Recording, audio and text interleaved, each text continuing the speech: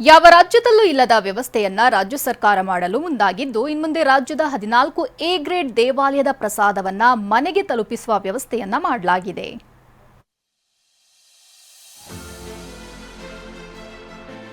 ಚೀಟಿ ಬರೆಸುವಂತಿಲ್ಲ, ಕ್ಯೂನಲ್ಲಿ ನಿಲ್ಲುವಂತಿಲ್ಲ, ಗಂಟೆಗಟ್ಟಲೆ ಕಾಯುವಂತಿಲ್ಲ.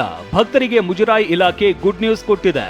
ಮನೆ ಬಾಗಿಲಿಗೆ ದೇವರ ಪ್ರಸಾದ ತಲುಪಿಸುವುದಕ್ಕೆ ಮುಂದಾಗಿದೆ.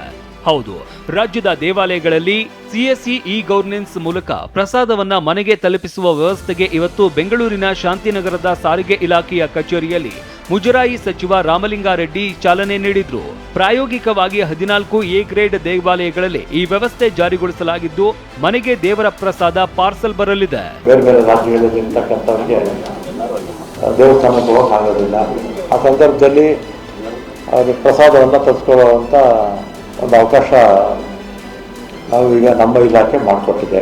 ಸದ್ಯ ಯಾವೆಲ್ಲ ದೇವಸ್ಥಾನದ ಪ್ರಸಾದವನ್ನ ಮನೆಗೆ ತರಿಸಿಕೊಳ್ಳಬಹುದು ಅಂತ ನೋಡೋದಾದ್ರೆ, ಬೆಂಗಳೂರಿನ ಜಯನಗರದ ವಿನಾಯಕ ಸ್ವಾಮಿ ದೇವಸ್ಥಾನ, ಮೇಲುಕೋಟೆಯ ಚೆಲುವನಾರಾಯಣ ಸ್ವಾಮಿ ದೇವಸ್ಥಾನ, ನಂಜನಗೂಡಿನ ಶ್ರೀಕಂಠೇಶ್ವರ ಸ್ವಾಮಿ ದೇವಾಲಯ, ಹಾಗೆ ಕೋಲಾರದ ಮಾಲೂರಿನ ಪ್ರಸನ್ನ ವೆಂಕಟರಮಣ ಸ್ವಾಮಿ ದೇವಾಲಯ, ಬೆಂಗಳೂರಿನ ಹಲಸೂರಿನಲ್ಲಿ ಇರುವ ಸೋಮೇಶ್ವರ ಸ್ವಾಮಿ ದೇವಾಲಯ, ಕೊಲ್ಲೂರಿನ ಮೂಕಾಂಬಿಕಾ ದೇವಾಲಯ, ಬೆಂಗಳೂರಿನ ಗವಿಗಂಗಾಧರೇಶ್ವರ ಸ್ವಾಮಿ ದೇವಾಲಯ, ಬೀದರ್ನ ಝರಣಿ ನರಸಿಂಹ ದೇವಸ್ಥಾನ, ಬೆಳಗಾವಿಯ ರೇಣುಕಾ ಯಲ್ಲಮ್ಮ ದೇವಸ್ಥಾನ, ದಕ್ಷಿಣ ಕನ್ನಡದ ಕುಕ್ಕೆ ಸುಬ್ರಹ್ಮಣ್ಯ ದೇವಾಲಯ, ಬಳ್ಳಾರಿಯ ಕನಕದುರ್ಗಮ್ಮ ದೇವಾಲಯ, ವಿಜಯನಗರ ಜಿಲ್ಲೆಯ ಮೈಲಾರಲಿಂಗೇಶ್ವರ ದೇವಸ್ಥಾನ, ಹಾಗೆ ಕೊಪ್ಪಳದ ಹುಲಿಗಮ್ಮ ದೇವಾಲಯ ಮತ್ತು ಕಲಬುರಗಿಯ ಗುರು ದತ್ತಾತ್ರೇಯ ಸ್ವಾಮಿ ದೇವಾಲಯ